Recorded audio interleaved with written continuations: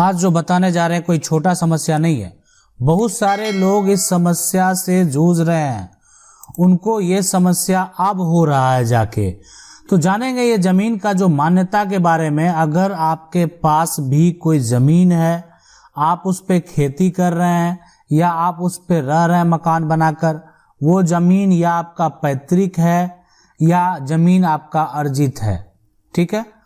लेकिन जो जमीन का मान्यता है उसके बारे में जानना बेहद जरूरी है। सबसे पहले देखें क्या होता है कि किसी भी व्यक्ति के साथ ऐसा होता है, पहले जो पूर्वज होंगे तो पूर्वज से अभी तक जो परिवार का आप देखें कि पहले अगर परदादा हैं तो परदादा के 2-3 या हो सकता है कि एक ही बेटे हो, है ना। तो अब क्या हुआ, अब आने वाले समय में उनके भी 2 बच्चे हो गए और इनके भी 2 बच्चे हो गए, परिवार बढ़ गया। अब तो परदादा की है, अब परदादा की जो इतना सारा जमीन है ना, तो वो अब क्या होगा। पहले क्या होता था कि पहले जो एक तरह से दादा के समय में, है ना, आप जो दादा हैं वो दादा आपके अगर 3 भाई हैं तो होता क्या था, एक सादा कागज उठा लिया जाता था और सादा कागज पे अपना अपना प्लॉट जो है इनका, वो सारा नंबर, वो कहाँ है, कौन सा प्लॉट है, उसका वो अपना नाम भी रखते थे कि किस साइड उनका जमीन है ना। तो उस प्रकार उसको पहचानने के लिए नाम दिया जाता था और ये सारा कुछ मेंशन किया जाता था एक सादा कागज पर। लेकिन क्या ये सही है? अगर ये सादा कागज लेकर, जिसमें आपके परदादा के सिग्नेचर हैं, जिसमें आपके दादा के सिग्नेचर हैं, आप अगर कोर्ट लेकर जाएंगे तो क्या कोर्ट में इसका मान्यता होगा? क्या आज आपके दादा परदादा जीवित हैं जो आप इस दस्तावेज को कोर्ट लेकर जाएंगे? आप अगर इस दस्तावेज को कोर्ट लेकर जाते हैं तो आपको सबसे पहले क्या पूछा जाएगा? अभी जिनका यहां पर सिग्नेचर है इस दस्तावेज पर, वो जीवित नहीं है, आज वो इस दुनिया में नहीं है। आप इस दस्तावेज को लेकर कोर्ट में कैसे साबित करेंगे? अब है सवाल उठता है कि ठीक है, अगर ये स्टाम्प पेपर होता तो क्या स्टाम्प पेपर पे सारा प्रोसेस अगर किया जाए तो उसका मान्यता होता है? देखें, सबसे पहले अगर आप नहीं जानते हैं कि ये जो स्टाम्प पेपर है इसका मतलब क्या होता है, तो आज आप उसको जान लीजिए। सबसे पहले कि ये जो स्टाम्प पेपर है इसमें क्या होता है कि इसमें आप समझ सकते हैं कि जो राजस्व है ना, जो राजस्व है इसको सरकार का एक कानून भी है और वो कानून है स्टाम्प अधिनियम 1989। और उसमें क्या होता है कि सरकार के तरफ से स्टाम्प को जारी कर दिया जाता है। जैसे मान लेते हैं 10 रुपया का जारी कर दिया, 100 रुपया का कर दिया, 500 रुपया का कर दिया, है ना, 50 रुपया का भी कर दिया, 20 रुपया का कर दिया, 1000 का, है ना, 5000 का। तो इस तरीके से 5000 का जो स्टाम्प है वो जारी कर दिया जाता। अब आप इसको खरीदेंगे तो सरकार को तो पैसा मिलेगा। अगर आप इसको 1000 में खरीदते हैं तो ये पैसा किसका होगा? सरकार का। ये जो पैसा होगा वो सरकार का होगा। तो सरकार को, यानी ये प्रोसेस आप करते हैं तो इससे सरकार को कमाई भी है ना। जो गवर्नमेंट का फंड है वहां पर पैसा भी जमा होगा, लेकिन साथ साथ क्या होगा, आपको एक अधिकार मिलेगा, आपको एक अधिकार दिया जाएगा। अब सवाल उठता है क्या कभी ये एक्सपायर कर जाएगा? तो इसके लिए यहां पर जवाब है बिल्कुल नहीं। ये जो है यानी इसका कोई भी एक्सपायरी नहीं होता है। ये दस्तावेज जो है आप लाइफ टाइम यूज कर सकते हैं। आज अगर कोई 1000 पे अपना सारा, मान लेते हैं जमीन का रजिस्ट्री ही करा लिया, अभी गवर्नमेंट में जो है 1000 के स्टाम्प पे सारा प्रोसेस का जो एक तरह से आदेश दिया गया है उसका पालन किया जा रहा है, कल को इसको 10,000 कर दे तो 10,000 का आप स्टाम्प पे सारा काम, जमीन का रजिस्ट्री अगर आप कराएंगे, मकान का रजिस्ट्री कराएंगे, तो आपको जो स्टाम्प खरीदना होगा उसके लिए 10,000 रुपया देना होगा।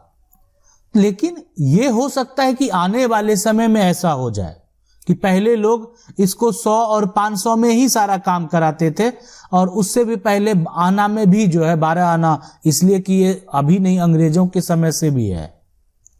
तो इसीलिए अब अगर कोई आज 1000 पे इसका रजिस्ट्री कराएगा तो ऐसा नहीं है कि जब इसका मान्यता जो है वो 10,000 हो जाएगा तो उस समय इसका मान्यता 1000 वाले का खत्म हो जाएगा, इसीलिए कि ये रजिस्टर्ड है और ये सारा एक लीगल तरीके से किया गया है।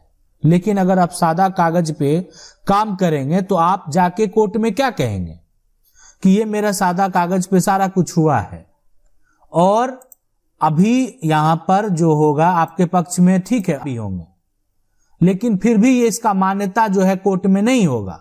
क्यों नहीं होगा? ये सादा कागज है, और सादा कागज यानी कहने का मतलब पहले भी नियम था, प्रोसेस था, आप उसको फॉलो नहीं किए। अब सादा कागज वो सही है गलत है, आप उसको साबित करना आपके लिए एक चैलेंज हो जाएगा, आप ना ही कर सकते हैं, और ऐसा दस्तावेज का कोई मान्यता भी नहीं होगा जो कि मौखिक तौर पे एक सादे कागज पर बना हुआ है।